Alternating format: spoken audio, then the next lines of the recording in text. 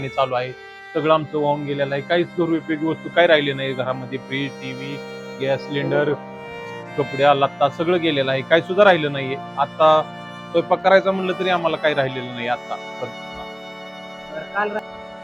दादा आलते तेवढे सकाळी 6:30ला येऊन गेले. दादा येऊन गेले, रोडला येऊन बघून गेले दादा.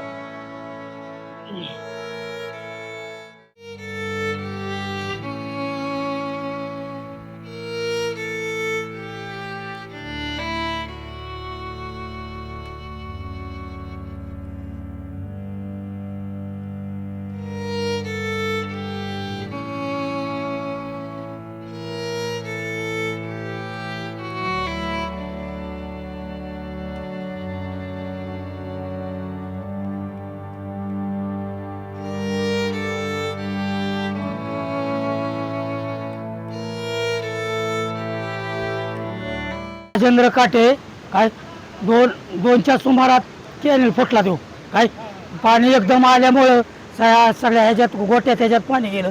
गोट्यातनं सरपण वाहून सगळं इकडं आलं. आमचा चोप लागला तर सरपणाचा गाड्यानं लागला. पाणी घरात शिरलं सगळ्यात. काय शासनाचा कुठला अधिकार कुणी आला नाही, काय नाही. इकडं कुणी डोकावलं सुद्धा नाही अजून बघायला. काय रात्री नेमका कुठं मुक्काम होता? रात्री आम्ही सगळ्यांनी एकाच जागा मुक्काम केला. झोपलूच नाही कसलं रस्ता. काय रस्त्यावर जागा आहे आम्ही. जेवणाची काय व्यवस्था होती? काय नाही जेवण नाही अजून काय नाही. प्रशासनाकडून जेवणाची कोणाचीच राहण्याची सोय केली नाही. प्रश्न आला बी नाही, बघायचं आले नाही. सकाळपासून आतापर्यंत आले अजून कोणी झालं नाही. आता काय सरकारकडे काय मागते? काय नाही अजून तर काय आमच्या पैसे काय झालं नाही. आमची आता काय आमची मागणी हा हीच आमचं झालेलं तेवढंच द्या.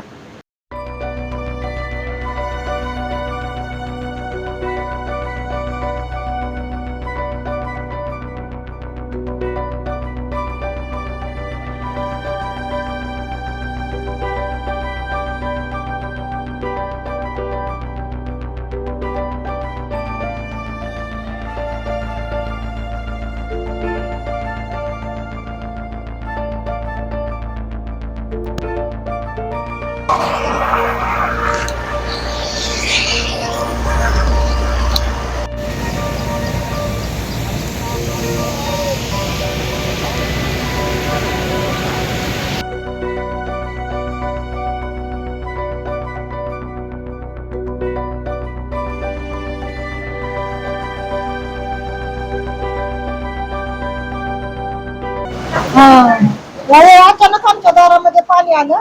आम्ही हे बसले होते पायरीवर बाहेर. ते म्हणले अचानक पाणी कुठनं आलं.